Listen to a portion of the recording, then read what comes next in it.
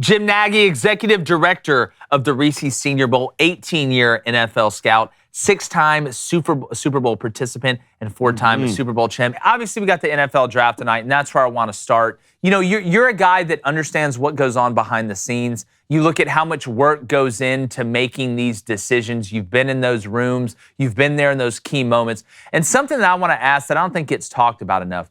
These guys are elite at what they do when it comes down to evaluating. There is no stone left unturned. They know what the cafeteria lady at your middle school thought about the way you acted.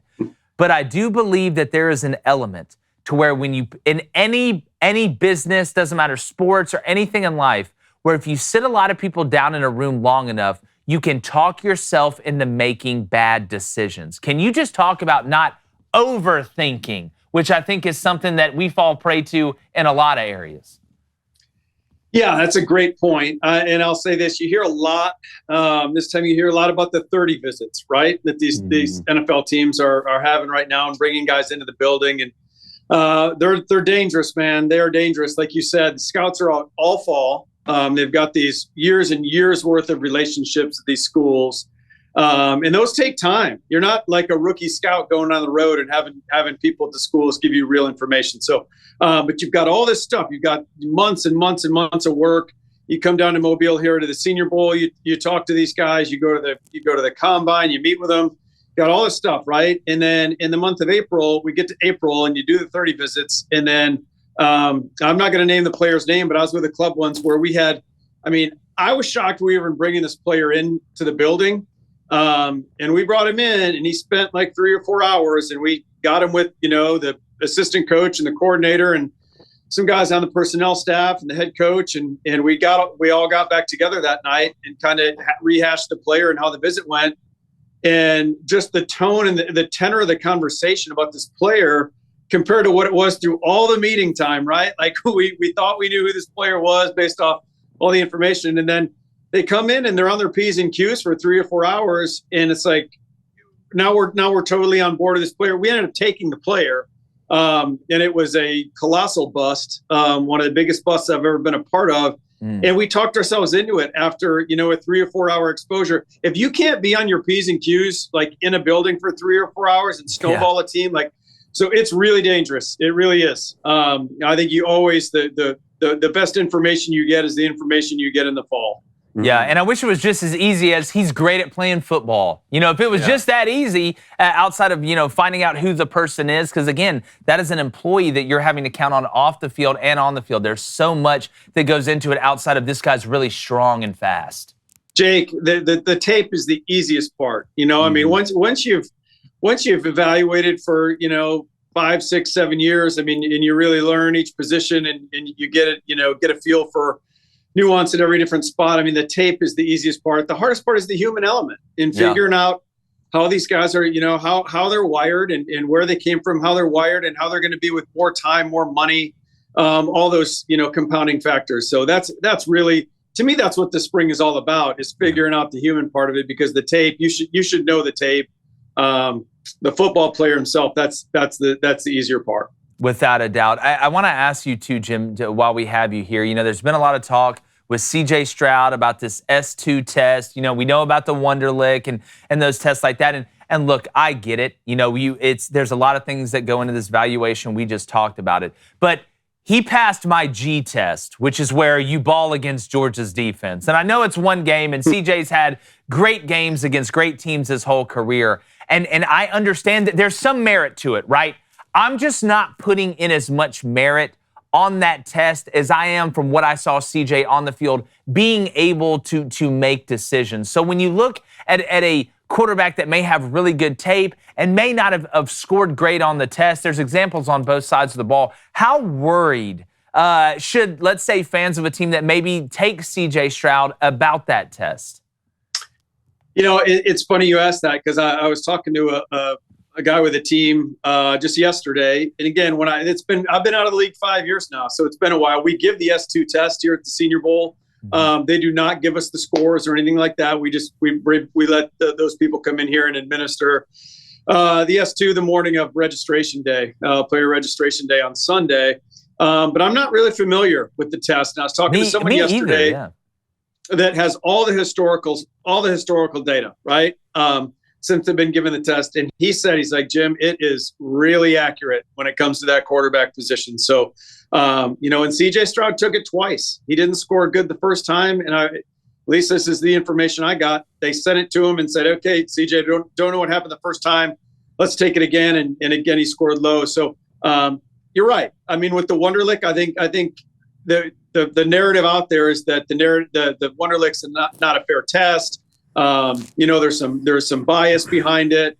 It's just a data point. It's another historical data point for teams to do more work. I've been a part of teams. I've been a part of scouting evaluations where, a single digit test score guy really learns football well, right? Like it makes sense to him. You can cross train him at different positions.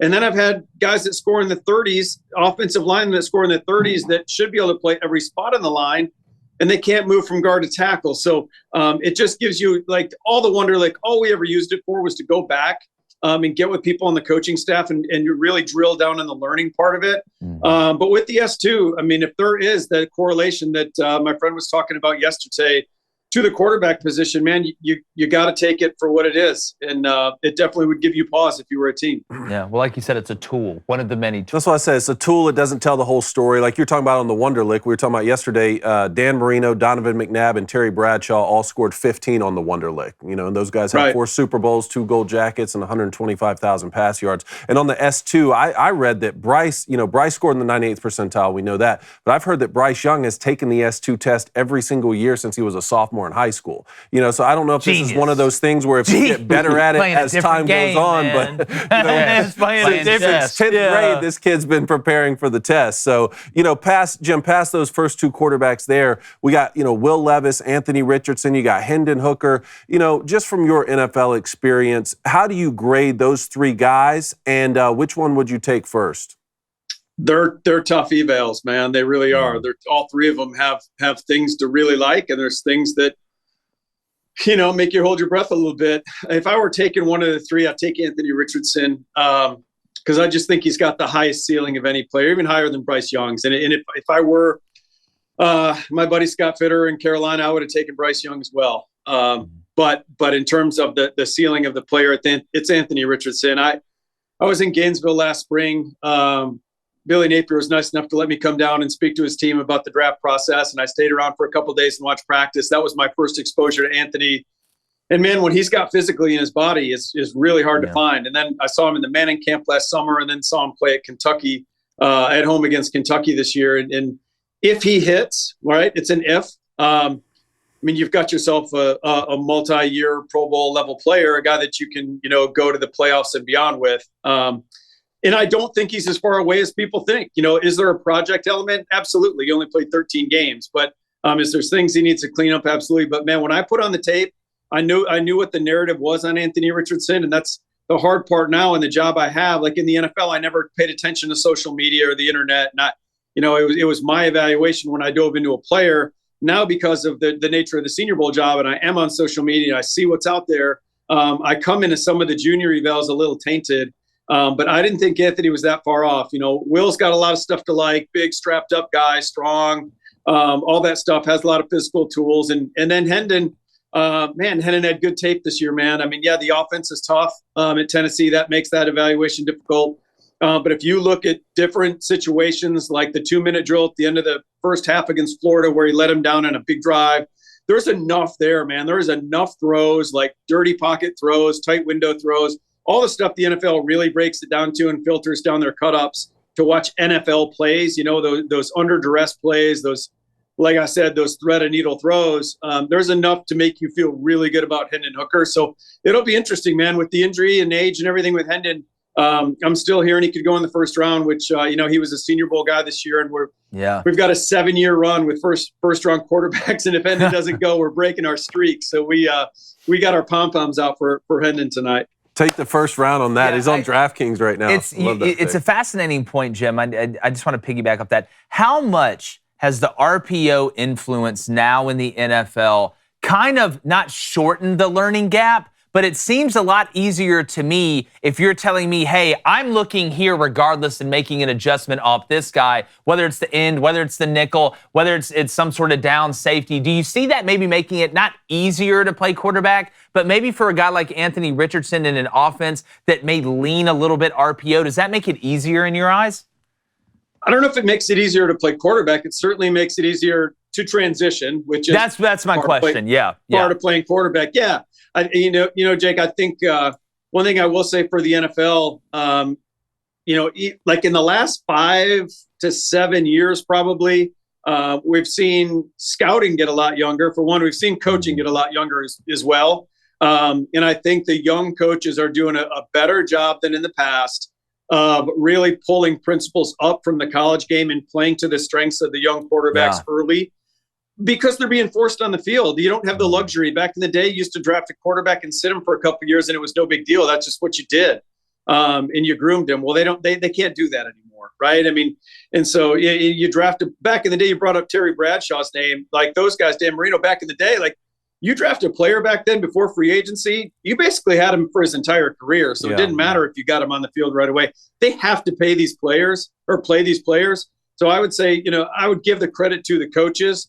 And, you see so many NFL coaches right now getting with the players' college coaches and really, okay, what did he do best? What was the best stuff that what did he like most in these situations? And really starting to implement some of that stuff early in the career, just so they can play, so they can function. Yeah, that's such a great point. Well, Jim, I want to talk about a guy who was at the Senior Bowl and who's kind of gone under the radar a little bit, was a huge storyline in college football. And that's Max Duggan. I mean, threw over 3,500 yards, 32 touchdowns, 8 interceptions. Where do you see Max going off? What day? Is he a day 2 guy? Is he a day 3 guy? And what kind of under the radar quarterback do you like in this draft? Yeah, like I said, I talked about our streak. We had a really good run of the, Justin Herberts and Josh Allens and really high first-round picks, Daniel Jones in there. But in this year, we don't have that. And I think all of our guys are going to fall into that day 3 mix, whether it's Jake Haener at Fresno, Clayton Tune at Houston, Jaron Hall, BYU, Max Duggan. When it comes to Max, I'll say this, like Brock Purdy's success this year, and I think a lot of that had to do with playing in Kyle Shanahan's offense and having a really good team around him, but take nothing away from Brock, man. He had a great year. I think every team in the league is self-scouting themselves right now and say, why did we let this guy become Mr. Irrelevant? How did he get past us 7 times? I mean, say what you want. Yes, the Niners were loaded. Kyle's a great play caller, but still, I mean, Brock had to go out there and function and win games, and he did that. So why? Why did what did we miss on? And I think the conclusion, talking to most teams, was the playing experience. I mean, the Brock played a ton of college football. Yes. And I think you can say that about a bunch of these guys that I just mentioned, including Max Duggan. I mean, he's a guy that was a 3-year starter, lost his job to Chad Morris's son going into the year. Chad Morris's son goes down week 1 and Max is back in there. I mean, he started over 40 games. And my biggest thing I think we've gotten away from is evaluators. When I got into the league, 25 years ago, you always wanted to see quarterbacks that elevated a program that made everyone around them better. We don't talk about that anymore. We really don't. Like, to me, that would be one of the knocks on Will Levis in this year's draft. I mean, he lost to Vandy at home, and then in a big rivalry game against Tennessee, they got their doors blown off, right? Whereas you go back in the day, like Brett Favre took Southern Miss and went into Tallahassee and beat Bobby Bowden's Florida State. Yeah, beat when Bama those guys too. were like. Yeah. And he beat Bama. I mean, Bobby Bowden's Florida State team is like the current Nick Saban Alabama team. I mean, those guys. So what you're looking for is a guy that can raise the program, and Max obviously did that. I mean, he gets them to the college football playoff. They beat Michigan. They go to the final, and yeah, Georgia wiped him off the field that day. But I don't think we can lose sight of what Max did for that program and all the football he's played. So I still think he goes day 3. Okay. But, he's a guy that is going to be a backup in the league. And he's one of those guys, if he is your backup, the teammates are going to rally around him. And if he's out for 4 games, he's going to win, he's going to win 2 or 3 of them. And that's all the NFL looks for in a backup anyway. Yeah. I'm a big Max Duggan fan. I'm going to get to the Booster Club real quick. I'm going to go to Kyle Kennedy. Jimmy wants to know which rounds were harder to draft, rounds 1 to 2 or 3 to 7? Ooh, that's a good question. Ooh, harder to draft. I mean, you're dealing with your higher end players up top. I think I think where you got to be careful in the early rounds is if you get an upset on your board and something happens above you and a couple players go that maybe you were targeting. I think where you can get in real trouble early on is reaching for need. Again, just going back to some of the teams I worked for, looking back on some of the mistakes we made collectively on players that didn't really pan out, is we saw kind of a shelf at a position where there was a drop off.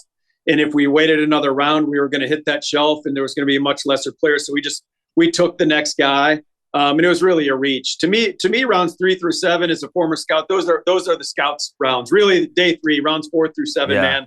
As a scout, that's where you make your name. That's where you really pound the table.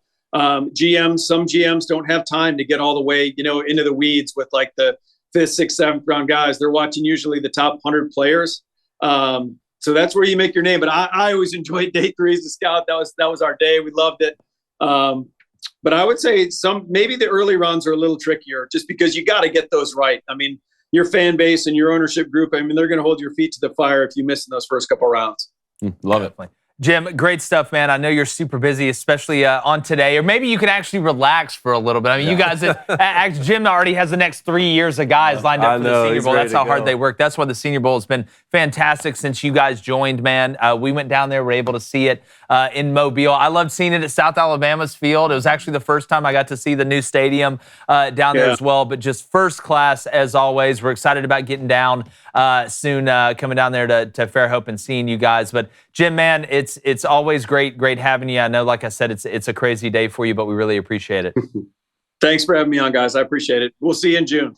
Hey, YouTube, we appreciate you guys checking us out. We know you're loving the content. If you don't know, if you just woke up under a rock or from an alien planet, we do a live show each weekday morning from 7:30 a.m. to 9 a.m. Central. Check us out. We have live call-ins 3 days a week. We have a live chat where we take your questions, donations, and comments. Because remember, without you, there is no us. Also, we're pushing for that 100,000 sub mark, so make sure you join us on all live streams, and you might see something special if we hit 100,000.